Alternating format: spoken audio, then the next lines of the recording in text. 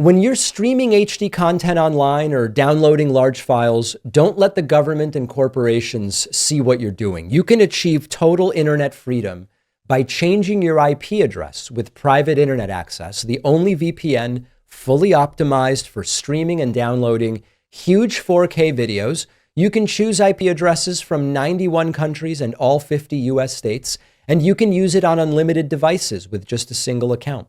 They're giving you 83% off, which comes out to just $203 a month, plus 4 extra months for free at piavpn.com/DavidP. Welcome to the show, everybody. My book is out today. Thank you to everyone who has ordered it, and it couldn't come out at a more dystopian and disgusting moment. One of the biggest national security failures in terms of American information security in a very long time. They texted a journalist war plans, and now the cover-up has started. Heads should roll, and it is an unbelievable story, except it's not unbelievable, because when you use a perverted form of DEI, where qualifications don't matter, but loyalty to Trump does, to pick your cabinet, when you use a disgusting reverse affirmative action to say, I will look at Fox News and pick people who are nice to me to be my Secretary of Defense, Director of National Intelligence, etc. This is what happens. American war planning usually takes place in highly secure facilities. The Trump administration planned its strikes on the Houthis in Yemen using a group chat and included the Atlantic's editor, Jeffrey Goldberg, in the chat.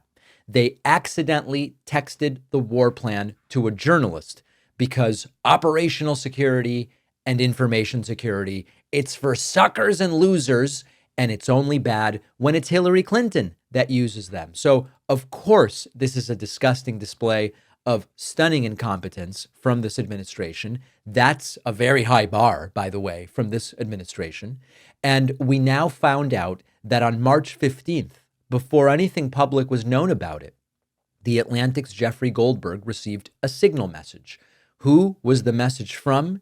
It was with Pete Hegseth, the guy that Trump made Secretary of State because he was able to shout nonsense about how great Trump is on Fox News. What did the message contain?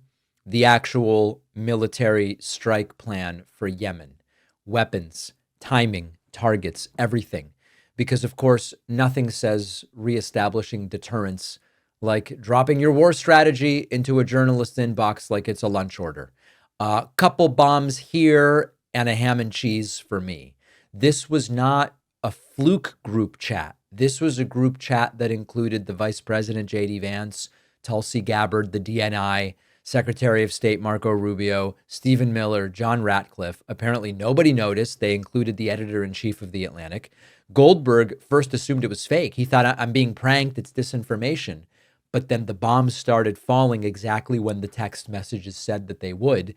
And after the administration confirmed it was all real, the messages are real, and they are now launching the cover-up where they both deny the truth of the reporting while at the same time saying if it's true, it's no big deal. This is a classic authoritarian tactic.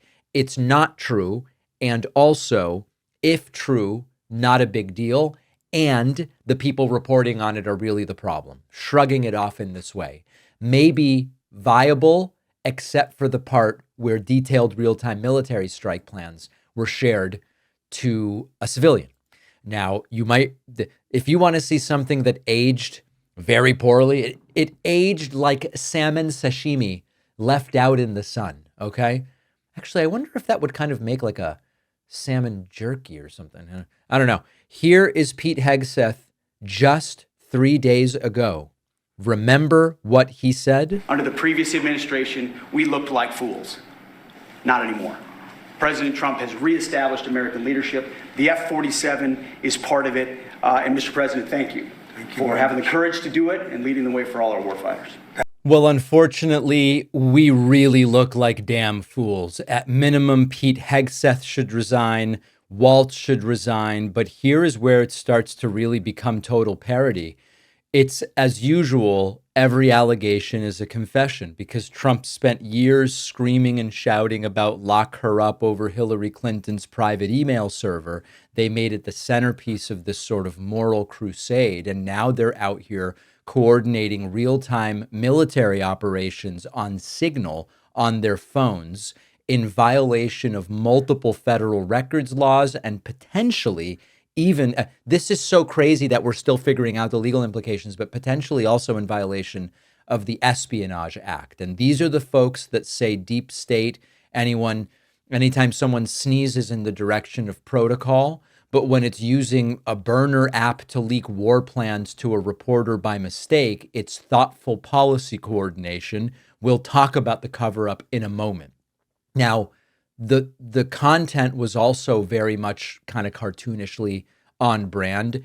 J.D. Vance was whining in the chat about helping Europe. Stephen Miller was talking in the chat about extracting economic benefit from our allies, like some kind of loyalty tax. Hegseth was signing off with, "We are clean on OPSEC, operational security," while they were texting a journalist without even realizing it. These are the people in charge. This is the gang that wants more and more time in power. And they showed us how casually they play with national security. This is not just reckless. It might be lawless. It's dangerously unfit. And when we said at the very beginning, Hegseth doesn't really have experience with any of this stuff. It's a very weird affirmative action based on sucking up to Trump. Tulsi Gabbard has no business being in any role that relates to national security. If anything, she's a national security risk. We later found out she would be unlikely to even be able to pass an FBI background check if had she been subjected to one. Of course we were right. And I don't say that as a good boy, David, you got it right. I say it as it was so obvious that these people have no qualification whatsoever to be involved in operations and sensitive areas of this magnitude. You all saw it. All of you were emailing me saying, "David, am I crazy, or are these the last people you should want?" No, you're not crazy. You're not crazy. The crazy thing is putting these people in charge, and then just you wait until you see Donald Trump's reaction to this. We have another situation where either Trump is lying or Trump is incompetent, and I will leave it to you to decide.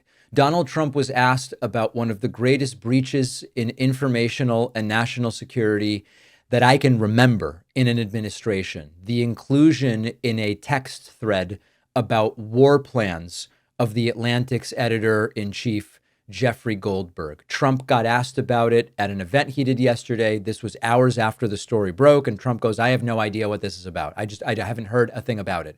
There are two possibilities here. Number one, Trump is lying, and he was making the calculated prediction that this wouldn't blow up and become a bigger story, and maybe he could get out of even having to answer for it.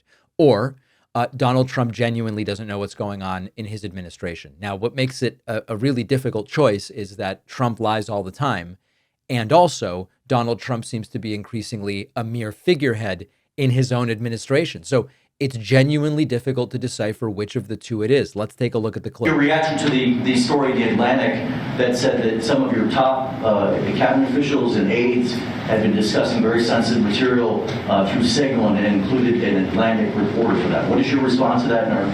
I don't know anything about it. I'm not a big fan of The Atlantic. To me, it's a magazine that's going out of business. I think it's not much of a magazine, but I know nothing about it. You're saying that they had what? They were using Signal to coordinate on... Trump doesn't know what Signal is. ...sensitive materials and... Having to do with what? Having to do with what? What were they talking about? With the Houthis. The Houthis? You mean the attack on the Houthis? Right.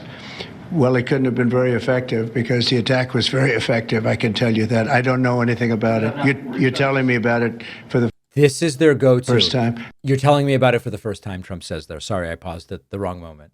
Their go-to, Trump's reflex, is attack the media outlet. Attack the media outlet.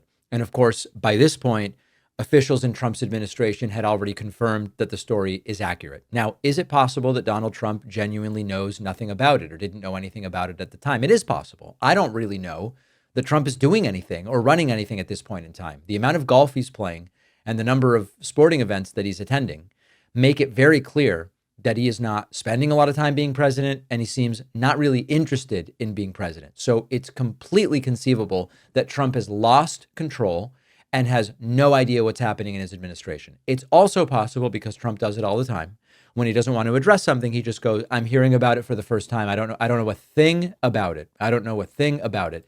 But the instinct to attack the media. He hears The Atlantic. He goes, The Atlantic's no good. Discredited. It's bad. That becomes the problem. Trump was also asked during this event about the new targeting of law firms by his administration's Department of Justice.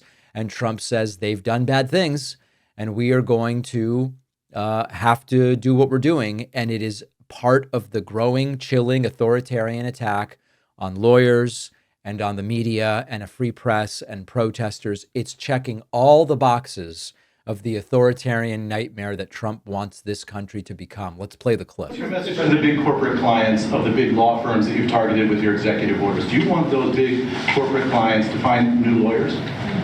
I just think that the law firms have to behave themselves, and we've proven that. We have others that want to make a settlement also. They, having to do with the election and other things, they behave very badly, very wrongly, and I appreciate the one, these are the biggest firms, and they all came back realizing that they did wrong, and that's why they're doing this. So I just think they have to behave. We have to straighten out our country. We have to straighten out our elections.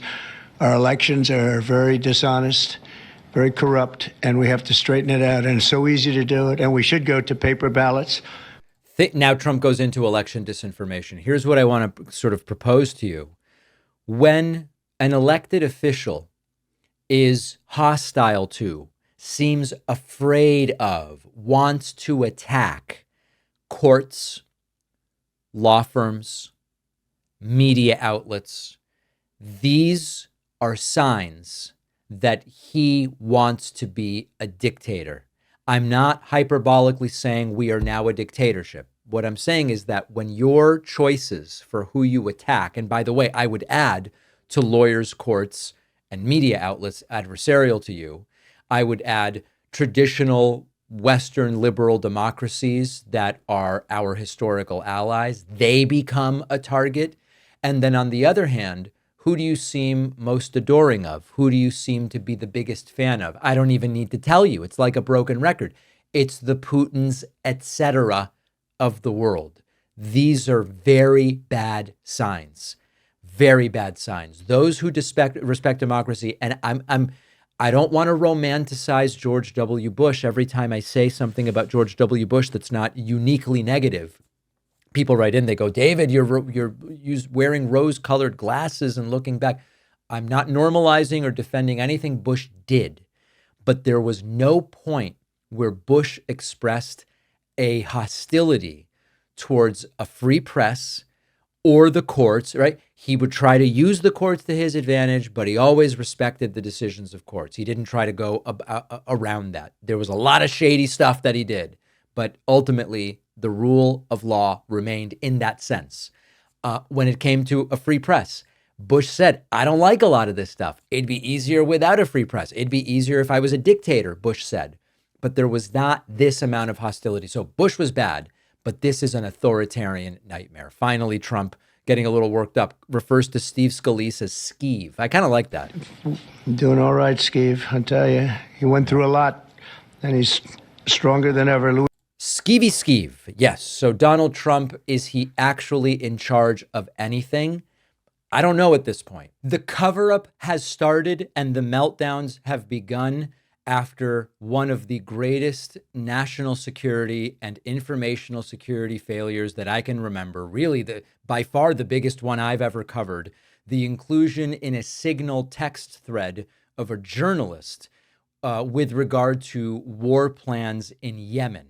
This had already been confirmed, but Pete Hegseth, the Secretary of Defense, wouldn't confirm it, attacks the source, and spits out a word salad, the likes of which we've sadly come to expect from these people, but a word salad not apropos of any serious person, certainly not of a cabinet member. Listen to Pete. Looking forward to it. One question. Can you share how your information about war plans against the Houthis in Yemen was shared with a journalist in The Atlantic? And were those details First thing is he laughs. Then you'll notice he makes no eye contact. classified? You're talking about a deceitful and highly discredited so-called journalist who's Attacks the press. made a profession of peddling hoaxes time and time again, to include the hoaxes of Russia, or the fine people on both sides hoax, or suckers and losers hoax. So this is Talk about other things. This is textbook disinformation. the guy that peddles in garbage. This is what he does. I would love to comment on the Houthi campaign because of the skill and courage of our troops. I've monitored it very closely from the beginning. And you see, we've been managing 4 years of deferred maintenance under the Trump administration. Our troops, our Talk about completely unrelated things. sailors were getting shot at as targets. Our ships couldn't sail through. And when they did shoot back, it was looking forward to it. One question. Can you? All right. It's actually depressing. The story had already been confirmed at this point, and he just won't stop. He just won't stop. It's the same thing as when the stories broke about his drinking, his affairs, sexual assault, his behavior at strip clubs, the financial mismanagement of his charities, on and on and on. It's always this exact thing.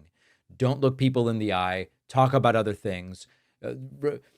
Use technicalities to try to avoid dealing with the substance of the question. And there is a greater aspect to this, as now you will see the cover-up begins. Part of the reason why no one in the Signal group said, maybe we shouldn't be using Signal for this, is because they are using it so habitually. Let me put it a different way. If they had used proper means of communication leading up to this text thread about bombing Yemen, and all of a sudden they start talking about it on Signal, you would see someone in the chat say, it might be a bad idea to talk about this on Signal. The fact that no one brings that up and everybody is completely comfortable talking about this on Signal is a confirmation that they are using Signal all the time. This isn't the only time that they are doing this. Now, as is always the case, look at their background. Here is Pete Hegseth 2 years ago talking about how Biden handles classified information. He seems happy to take the word of Biden's lawyers, which is why it does feel like it's so much different than what happened to Donald Trump. Well, look, unless the FBI is paying those personal attorneys, they shouldn't be taking anybody's word but their own investigators in the DOJ. No. I mean, that's their job. Unless they're, getting paid. And if they are, that would be our money. So maybe we go deeper. I don't think they are. But what else would be the reason for why at this point you don't tap every place he's ever been since he left office as a senator 15 years ago, since you know some of the latest documents date back to then? Why aren't you now going every place he's been? And by the way, who else has been with all those papers? Maybe you have 1,000 places you need to go now, depending on how many hands touched them. Yeah, I mean, he is the president of the United States, which does create complications. But it also increases the urgency. If the top man in the job handled classified documents this flippantly for that long, why was that the case? Was it really that he didn't know? Because when you take something out of a skiff, if you're a senator, you know exactly what you're doing. All right. Anyway, here is Hegseth getting all sanctimonious and pretending like he's the arbiter of everything that is good with national security and informational security. And of course, this has all fallen completely flat. Back to Pete Hegseth being asked questions about this stuff. He again says nobody texted war plans. This was a lie. Exactly what we're doing as we speak from the beginning, overwhelmingly. Why were those details shared on Signal, and how did you learn that a journalist was privy to the targets, the types of weapons used? I've heard I was characterized. Nobody was texting war plans, and that is a lie. It had been confirmed a lie at this point in time. He is lying to the American people. He should resign. He should be fired. But what's going to happen? The cover-up starts. The cover-up starts with the usual suspects. Here is Dan Crenshaw, Republican Congressman Dan Crenshaw, saying, we got to move on. I believe Pete Hegseth. I believe him. No one was texting war plans. Dan, it seems this was obviously a mistake. The guy was put on the chat. Your reaction and the threat here? Yeah, look, it's a mistake and we got to move on. If Secretary Hegseth says there was no classified information, I'll take him at his word until I see otherwise. The texts that were published in the paper, obviously it's not great. You don't want to be adding journalists to what is a sensitive conversation, but I didn't see anything that even came close to meeting the level of classified, but I also don't know. So if Mr. Hegseth is saying that, I'll take him at his word. Takes Hegseth at his word. And of course, I wonder if Dan Crenshaw would be so comfortable saying it's time to move on if it had been, I don't know, the Biden administration, who included maybe Rachel Maddow in a text thread. Would they be so casually saying, mistake, okay, but like everything's fine, more or less, everything's fine, it's just time to move on. This is the cover-up that now begins. Here is MAGA Mike Johnson, the Speaker of the House, saying what the real takeaway is. We were executing with precision. This is a classic. Instead of focusing in on the fact that they are using Signal to talk about war plans, and they included a journalist in that erroneously, Mike Johnson goes, in reading through those texts, it seems like our war machine is operating on all cylinders. What you did see, though, I think, was top-level officials doing their job, doing it well, and executing on a plan with precision. That mission was a success. No one was jeopardized because of it. We're grateful for that, but they will certainly, I'm sure, make sure that doesn't happen. Yeah. And of course, it is thanks to Jeffrey Goldberg. The reason nobody was jeopardized is because Jeffrey Goldberg said, hey, you know what? I shouldn't be in this thread. I'm going to remove myself from this thread, and I'm not going to start writing and talking about this right now. It's not through any good deeds of the Trump administration that it did not end up having the sorts of consequences MAGA Mike Johnson is referring to. It's thanks to Jeffrey Goldberg, whose character they assail. Final thing on this, because there's a tweet for everything. 10 days ago, this is not years ago, 10 days ago, Director of National Intelligence Tulsi Gabbard put out an excretion on X, pretty nasty excretion, where she said, quote, any unauthorized release of classified information is a violation of the law and will be treated as such. Anyone with a shred of dignity and self-respect would resign here. They don't have any dignity, and they certainly don't have any self-respect. If you want to change your IP address when watching or downloading large video files, you need a VPN. Most VPNs come with a lot of buffering and waiting when you're dealing with video, but our sponsor, Private Internet Access, will not subject you to that. PIA is the only VPN fully optimized for lightning-fast streaming and downloading 4K content without the buffering. Changing your IP address with a VPN lets you do things like watch the UK version of Netflix or the Australian version of Hulu, so you can watch lots of great content not normally available in your country. For instance, PIA lets me see a bunch of great Argentinian soccer I can't normally get in the US. They have servers in 91 countries, and with just a single account, you can use PIA on unlimited devices, computer, tablet, phone, TV, game console. If you sign up for PIA today and you don't love it, you can get a full refund anytime in the first 30 days.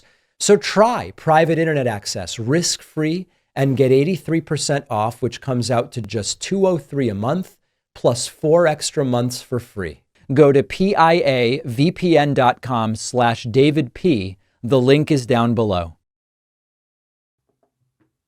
As an independent progressive program, the David Pakman Show depends directly on your support. The primary and most direct way of supporting what we do is simply to get a membership at joinpakman.com. We do an extra show every day for our members. We provide commercial-free audio and video streams of the show hours before they are made public to everybody else.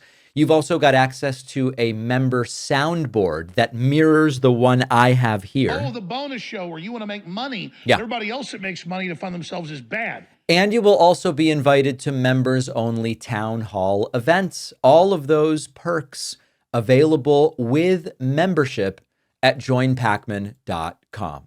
As questions continue to grow about whether Donald Trump is in charge of anything or has any idea what's going on in his administration, he suffered a complete and total meltdown during another one of these farcical cabinet meetings yesterday.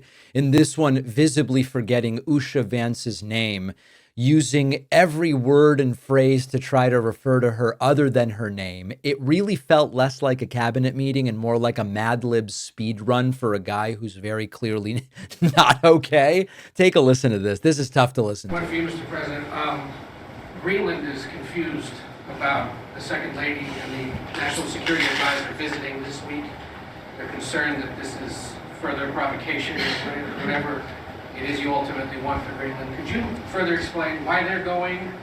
What is the ultimate end goal when it comes to Yeah, well, not provocation. This is friendliness, not provocation. We're dealing with a lot of people from Greenland that would like to see something happen with respect to their being properly protected and properly taken care of. They're calling us, we're not calling them. And we were invited over there, and I thought it would be I have great respect for the wife of our great vice president. That lady. I think she's a brilliant woman. She's a very nice woman, and she loves the concept of Greenland. And the concept. Greenland's a concept now. And so she's going there, and I think Marco's going there, and some others are going there. But she, the very lovely woman who is married to the guy that I chose to be in that role that is sort of like below mine that I'm in. So Trump can't remember Usha Vance's name. Fine. He kind of mumbles his way through his lovely, wonderful wife and then calls Greenland a concept, which is, it's funny because when he was asked, do you have a healthcare plan? He goes, oh, I have concepts of a plan. And then now he says, well, Greenland is a concept. He is really stretching the meaning of that term. And clearly he respects Usha Vance so much that he doesn't know her name. Trump then making the really strange announcement that soon they will be announcing cars. You saw what happened today with Venezuela. We did something with Venezuela, which is long in the making, and it's very substantial. And we'll be announcing cars very shortly, and we already announced steel, as you know. And he will be announcing cars and steel. Aluminum. We'll be announcing pharmaceuticals at some point in the not too distant, because we have to have pharmaceuticals. We don't make pharmaceuticals anymore in our country. Right. And if we have problems like wars or anything else, we need steel, we need pharmaceuticals, we need aluminum, we need a lot of these things that we sort of don't make anymore, and yet we're equipped to do it all. Yeah. This is all 2 weeks away. The announcement is forthcoming. It's just out of reach. It's 2 weeks away, and then we're going to know all about it. Trump also said during this harebrained event that the country was riddled with fat. I present it without further comment. We're doing it to help our country, and our country was riddled with fat. Yep. Like no country probably anywhere in the world, and we're getting rid of the fat. The fat is soon going to be gone, tells us Donald Trump. And if you thought that was kind of like rock bottom, buckle up, because Trump ended his so-called cabinet meeting by going full Elon Musk fanboy, threatening anyone who might wish to do harm to Tesla. If he wasn't doing this, he wouldn't have any of these difficulties. And I think it's getting less and less. Pam has done a great job with regard to all of the, I know the kind of investigations that are going on. If she finds them, which she will, she already found 4 of them. But I think they're going to suffer very grave consequences, because they're really terrorists when you think about it. They're terrorists at a high level. And I think the people that are financing them, they could very well be people I know, people that you write about. But those people are in big trouble, so they better cut it out. But Elon's a patriot. We want to thank you very much for the job you're doing. Thank you, Elon. Thank you. And if only the people who attacked the Capitol were attacking Tesla showrooms, they would be real American heroes. Of course, no doubt about it. Trump then, in a bizarre moment beyond belief, talks about all the fraud that Elon supposedly found. It's a pure fraud. Yeah. It's a fraud. But we've had many fraudulent contracts that were caught by the work that Elon and his people are doing, and working with our people. It's been brought to light. The fraud not just waste and abuse, the fraud has been incredible.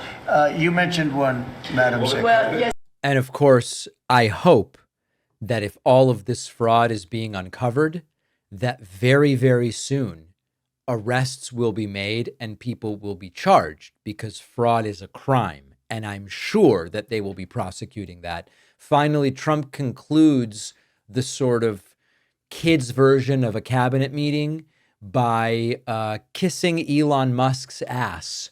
And is this actually? I hope that this is not the exact same. It's very Let me go to the end, because you actually hear Elon in the background is the part. very much for the job you're doing. Thank you very much.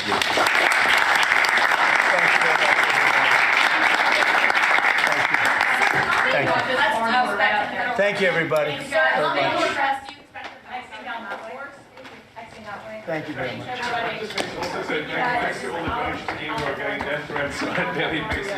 Yeah, so this is the clip where Elon's in the background talking about death threats that he's getting. All right, so listen, this is what I guess qualifies as a cabinet meeting in 2025. Certainly doesn't resemble any cabinet meetings I've seen before, even from Trump's first term, which was already pretty bad, quite a departure. It is one other detail about the cabinet meetings that's funny. Some people come away thinking, oh, they let the press in for a moment, but like, this isn't the meeting. This is just, they're talking to the press. No, this is the meeting. It's being reported that this is the full thing. The cabinet meeting is that. It's Trump ranting and a couple of people getting a chance to say something really bad. And if you are curious how things got to this point, I do recommend my book, The Echo Machine. It is out everywhere. Thousands of these are being dumped into people's homes, if you can imagine. And if you've gotten the book, please, please, please review it on Amazon, Barnes & Noble, and Goodreads. This will be critical for weeks 2, 3, and 4 to keep the momentum going. Well, it finally happened. Donald Trump's official rapid response operation, the real one, the one run by his organization, has now decided that the things that happen on this show are worth paying attention to and are worth targeting. They clipped a segment from my interview with New York Governor Kathy Hochul from a few days ago. They posted it to their account and acted like it was some kind of self-own by the governor. They said, quote, Kathy Hochul confirms New York State Police will not cooperate with ICE to deport violent criminal illegal immigrants, and says countries that do cooperate are renegade. Now, of course, that is not what Kathy Hochul says in the clip. She is talking about a broader cooperation to just sweep up people who are in the state of New York undocumented, and they consider this some kind of gotcha. Now, if that wasn't enough, after the Trump official rapid response Twitter account started focusing on this, Charlie Kirk, who's basically like the youth pastor of this entire authoritarian movement, he picked it up as well and put out a very sick excretion on X where he said, quote, New York Governor Kathy Hochul confirms that New York State Police will not be cooperating with ICE, calling all counties that do renegade. It's almost like Democrats want to keep losing. So look at what they are doing here. I interviewed a sitting governor. Fine. We post it. They post a clip and present it as an indictment. There's no argument. There's no correction. There's no accuracy. There's no substance. It's just, look at this. It is a scare tactic. It is saying we are seeing the line inching closer and closer, one step at a time. Because first it was government critics within government, and then it was government critics in academia, and then it was progressive members of Congress and corporate media and nonprofits. And now the line is going to independent media. I'm not going to pretend that this is the same as just going after me for something I said. I get that it's Kathy Hochul as an official, but the point is, they are paying attention to shows like this one now. They are paying attention to what elected officials say to me on this show. And this is the creeping edge I've been talking about, where authoritarian politics stop tolerating dissent, and when they start criminalizing disagreement, and we're simply asking a question and then getting an answer, becomes a threat to a regime, that is here. And I'm telling you, it's not going to stop here. And I want to be objective. And on the one hand, why would I be neutral in the sense that this is creeping closer and closer to this studio, unquestionably so. On the other hand, I don't want to pretend as though tomorrow it's going to be all about David Pakman and Midas Touch and Brian Tyler Cohen that they set their sights on. But they keep getting closer, not further away. Tomorrow, it's anybody who doesn't flatter Trump's ego. And that could be us, or it could be Jeffrey Goldberg at The Atlantic, or whoever it is. So last night I appeared with Midas Touch, and one of the things that I think is going well, there's a lot not going well, right? Like when you lose the House, the Senate, and the White House all in one fell swoop, and then ushered in is this disgusting authoritarian movement that knows no bounds and cares about no norm. That is bad. That's depressing. It generates despondency, which we've seen. On the other hand, and I said this to Ben Meiselas last night on Midas Touch, and check out that interview. By the way, all my recent appearances, there's about a dozen of them, we're slowly putting them up on the press page on my website, davidpakman.com/press. So I was on TYT last night. I was on with Midas Touch. You can check them out. One of the things that I said is, if you look at the Bernie AOC, John Ossoff crowds of the last week, and you see the degree to which we are building this progressive media ecosystem, I'm not being exclusionary, but like the bigger players right now certainly are Midas Touch, Brian Tyler Cohen, David Pakman Show, and a whole bunch of others. It's hard not to feel as though something is building here, something significant. And so that's where I'm choosing to kind of put my optimism. There are plenty of reasons to be pessimistic, but there are some to be optimistic as well. Don't forget that the best way to support the David Pakman Show is by becoming a member, which gives you access to the daily bonus show, the regular show with no commercials. You also get access to our entire archive of every episode dating back a really long time, and plenty of other awesome membership perks. Go to joinpakman.com, joinpakman.com. It has been another disastrous week for Elon Musk's Tesla. As European Tesla sales have collapsed, Tesla's self-driving software trial in China has been halted, and the protests continue. Yes, the stock has bounced back a little bit, but the company is in a full-blown nosedive. Now, here's what's going on. Sales are collapsing. Public opinion has turned. And the company's most hyped product, its so-called full self-driving software, has just been halted in one of the biggest markets in the world. Now, the real story here is not about a business failure per se. This is a self-inflicted political disaster at its core, directly tied to Elon Musk's choice to align himself with Donald Trump, the Trump administration, and Doge. Now, here's what's going on. In Europe, Tesla's market share of electric vehicle sales has plummeted by 58% in the first 2 months of 2025. Not a typo, okay? The company went from owning nearly 1/5 of the market, close to 20% of EV sales in Europe, down to just 7.7%. Now, in the meantime, it's not because EV sales are shrinking. In fact, electric vehicle sales in Europe are up 26%. So this is not a shrinking pie. This is a growing pie of which Tesla is getting pushed out and has an increasingly smaller and smaller share. The reason why is a backlash against Elon Musk himself, in addition to a growing number of great options for electric vehicles in Europe and around the world. Now, of course, Elon Musk recently appeared at this far-right rally in Germany in support of the extreme right Alternative for Germany party, the AfD. And at the same time, Chinese automakers are just dominating. BYD is the world's largest EV maker. Huge sales increases in Europe, up 94% in February alone. And what this means is that Chinese brands and European brands are kind of feasting on this growing EV market, and Tesla is sinking. Now, back here in the United States, protests against Tesla have erupted. As many of you know, we've covered it. It's been triggered by Elon Musk's prominent partnership with Donald Trump and his administration. Protesters are targeting Tesla stores, and they're raising alarm about the company's role slashing federal programs, laying off government workers, the connection, of course, being Elon Musk. Now, it goes without saying, but I'm going to say it again because I don't want to hear about it again. David, how can you support the violence? I oppose all violence and criminality in so doing, in so protesting Tesla. People should hurt Tesla at the cash register, not with crimes. Don't buy the cars, don't support the brand.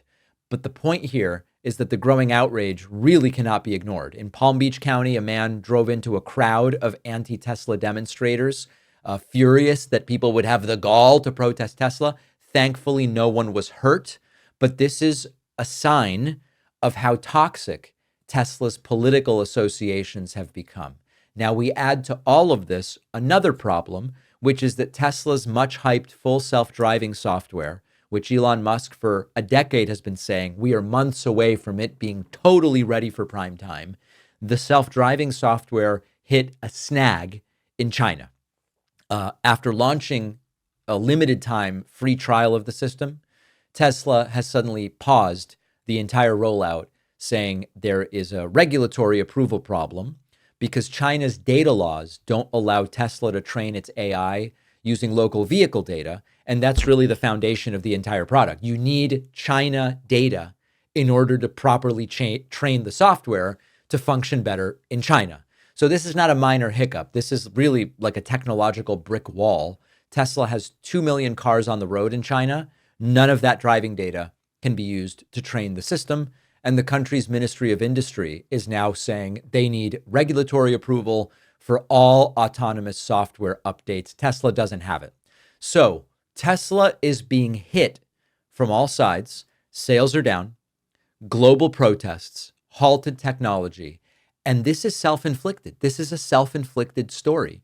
It all ties back to one thing, Elon Musk's decision to politicize the company, to tie himself to one of the most divisive and arguably incompetent figures in modern history.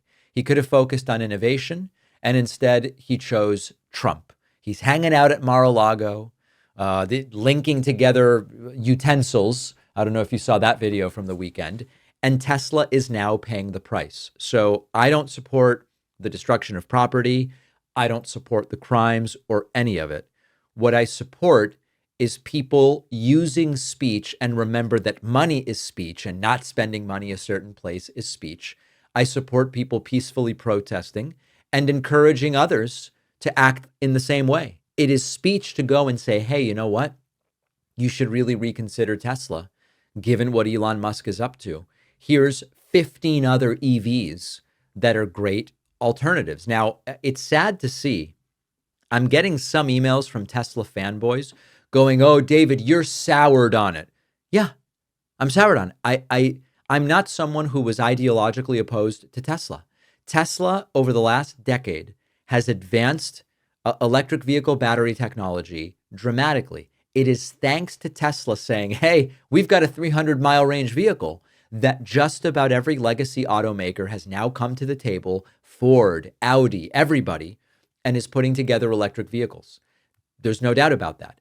I did sour. I used to drive a Tesla. I used to be a Tesla investor. And because we have a capitalist free market system here, at least when it comes to vehicles, sort of. I mean, of course, we have the subsidies and okay. But the point here is I have decided to vote with my dollars. I no longer have a Tesla. I have a Rivian. The CEO, as far as I know, isn't a fascist. The vehicle, in my opinion, is better built. The range is 410. I think it's better. And now I'm evangelizing for that. That's right. It's called capitalism. It's called the free market. Tesla's paying the price. I encourage others to legally use their speech to advocate for what they believe is right. That's what I'm doing.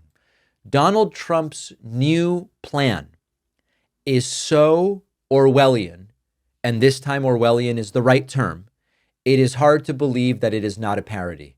Trump has announced a terrifying assault on free speech. The government wants to read your social media, not if you're applying to come to the country, but if you're already here legally. This is not just surveillance. This is a political weapon, and it is happening right now. So here's the latest stunning move. What the Trump administration is now pushing is a new policy that would force immigrants who are already here legally in the United States. We're talking about people applying for green cards, seeking asylum, people here legally, to hand over their social media accounts to be scrutinized by Trump's administration. So this is not about border control. This is about punishing dissent. It's the reason I wouldn't go to North Korea or Russia. Now, I know it's plausible that if I went to Russia, I'd be fine. North Korea, I'm not so sure. But my more than a decade of posting and talking about certain regimes makes me cautious about stepping into North Korea or Russia for fear that it might be weaponized against me. That's something many of us say, yes, it happens in North Korea. Yes, it happens in Russia. But what Trump is saying is that it's going to start happening here in the United States. Now, if you ask Trump's team about it, they say, oh, this is all for national security purposes. They cite an executive order called Protecting the United States from Foreign Terrorists. But practically speaking, it is a digital dragnet. It's pulling in tweets and excretions from X, posts, profiles of people who have already passed a background check, who've followed the law. And it's important to remind ourselves that this is not new in terms of the hostility to free speech when it's inconvenient. When I have said before, believe people when they tell you what they're going to do. Maybe they'll fail to do it, but believe them when they say this is what I'm going to try to do. Our friend Luke Beasley posted a video today in response to Trump's crackdown on free speech. Does this track record from Trump, remember these clips? Does this sound like a guy who respects free speech?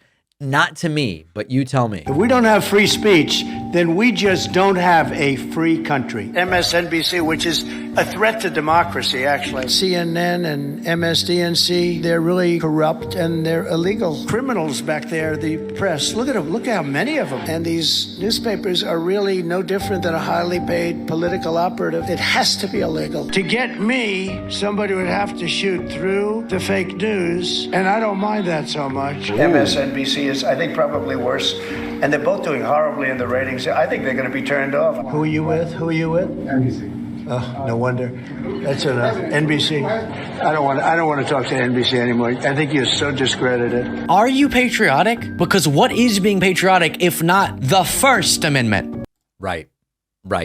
And so can we really be shocked that they are doing this now? Now, of course, civil rights groups are sounding the alarm, warning that this would be extraordinarily chilling when it comes to free expression. Public comments submitted to U.S. Citizenship and Immigration Services are saying that this is a violation of the First Amendment, and they're not wrong. This is about intimidation. This is not about security.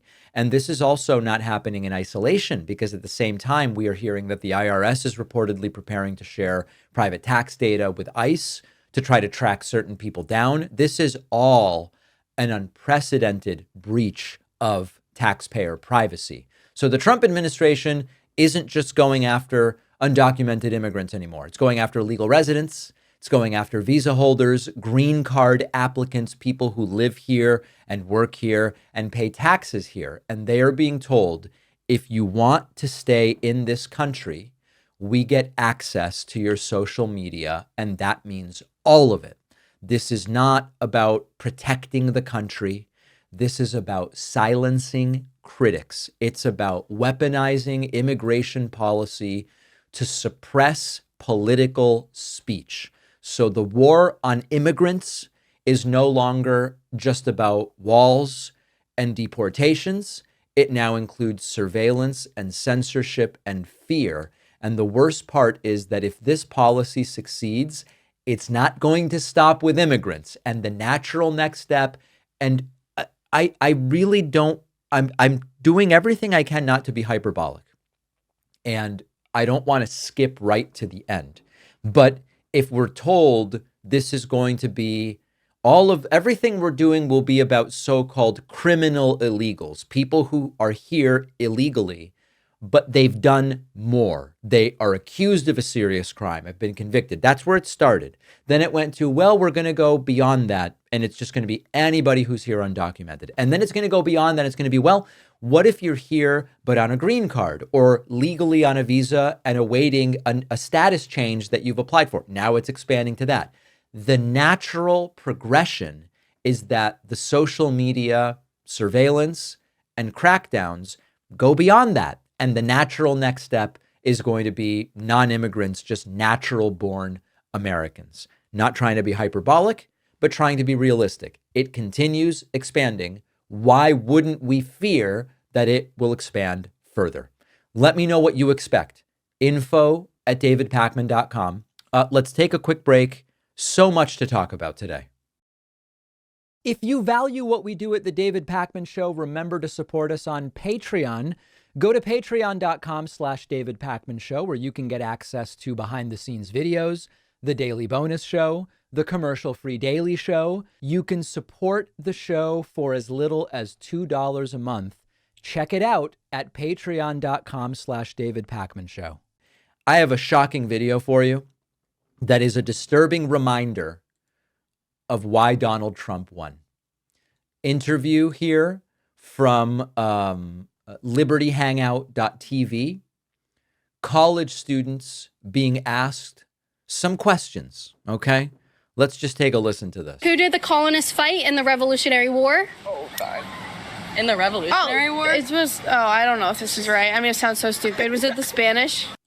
The United States bravely becoming independent from Spain in, and what was the year? Was it the 1200s or something? No, this is disturbing stuff.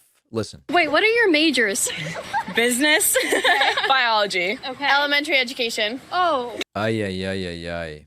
Oh, boy. Oy vey. What shape is the U.S. Pentagon building? The Pentagon. What shape is the Pentagon? Great question. Isn't it just a square? How many U.S. senators are there? 6, 7. 6, 7. 2 for each state. How many amendments are in the Bill of Rights? There's a lot. I know 17. Who won the Civil War? Oh, shoot. It's East or West, right? Oh, dear God. The next generation of leaders that we are told is leaning right. Well, it's the Civil War, so it's the civilians versus whoever was in power. How many justices are on the Supreme Court? Justices? Mm-hmm. So, like when you say that, like, you mean like the FBI? Right. On the Supreme Court, you've got a couple sheriffs, the FBI, NSA, and then Pam Bondi. Who is on the $100 bill? Oh, I know that. Abraham Lincoln? Nope. Abraham Lincoln. Come on, bro. That's the First Amendment. What's the second? Right to vote? Name 3 states that border Canada. We'll just do one per person. Asia. I didn't know Canada had a border. Oh, dear God. Oh, dear God. So listen, it's not lost on me that asking spring breaking college students basic questions maybe is not, it's sort of shooting fish in a barrel in a sense. Like, I get it, okay? But one of the things that we have to sort of acknowledge, and we don't even know if these are Trump voters, right? This is not it's not like, oh, these are Trump voters. What we have to acknowledge is that there's a broader issue here, which is a chapter in my book. There is a framework of critical thinking, basic knowledge, media literacy, and sort of like being able to answer, why do I believe the things I believe? There's this basic undergirding, a foundation of sorts that is missing in the United States.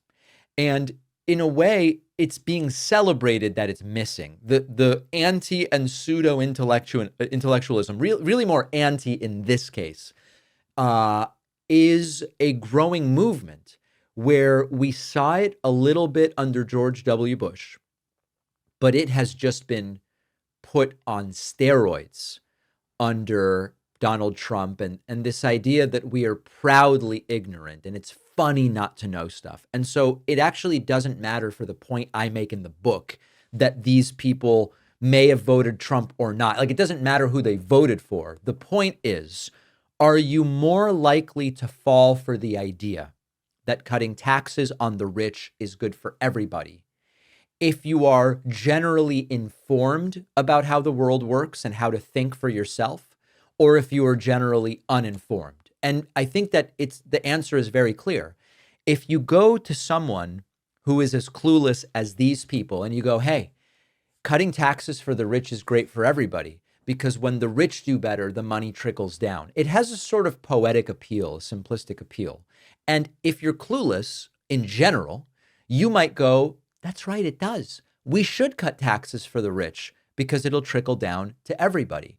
Only if you are more informed, only if you are more educated, only if there is sort of pride in being able to think for yourself and knowing some stuff, would you be able to say, hey, it sounds kind of cool, a rising tide lifts all boats, taxes for the rich trickle down, but I know that it doesn't work that way because the rich don't really need more money. Their marginal propensity to consume is very low. And for the most part, if you give the rich a tax cut, they just put the money in their bank account. That's all they do. It doesn't trickle down. They don't spend it.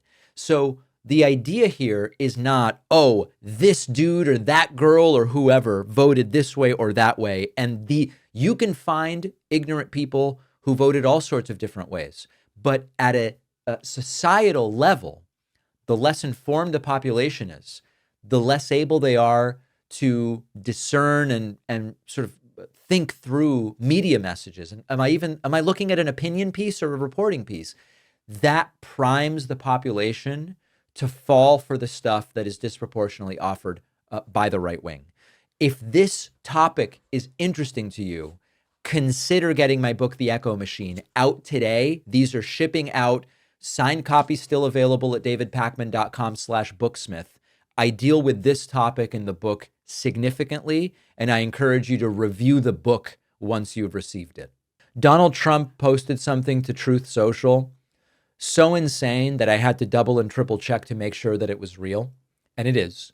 I wasn't even going to cover it, but it fits so perfectly into this discussion of how, while on policy, we're failing on healthcare, we're failing on economics, we're failing on education, we're failing on climate, we're failing in foreign policy and alliances, we're failing everywhere.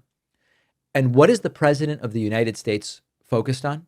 And what are the people around the president focused on?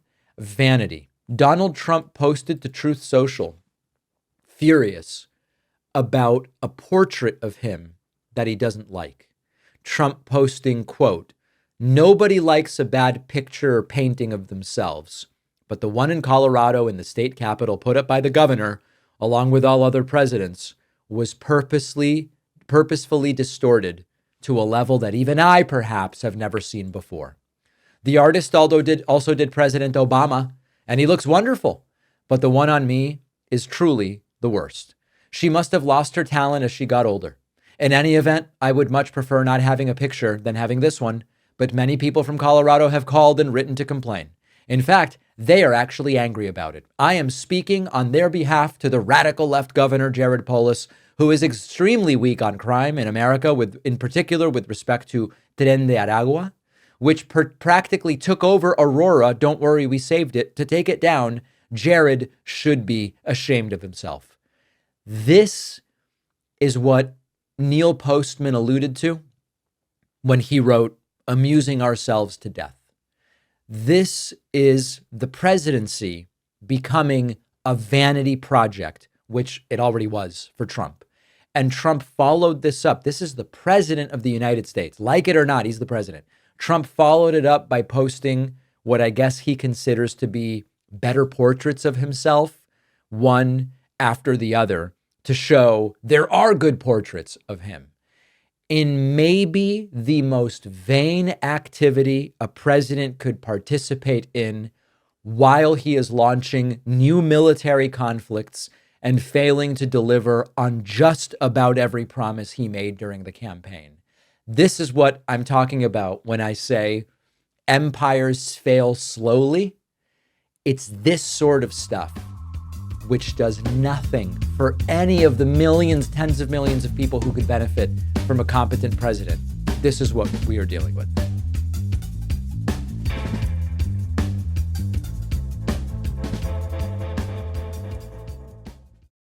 Thanks a lot for watching today's show. I just want to take a second to tell you about today's sponsors.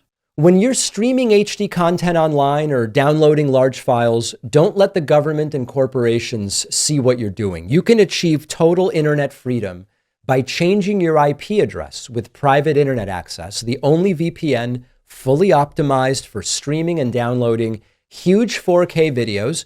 You can choose IP addresses from 91 countries and all 50 US states, and you can use it on unlimited devices with just a single account. They're giving you 83% off, which comes out to just $203 a month, plus 4 extra months for free at piavpn.com/DavidP.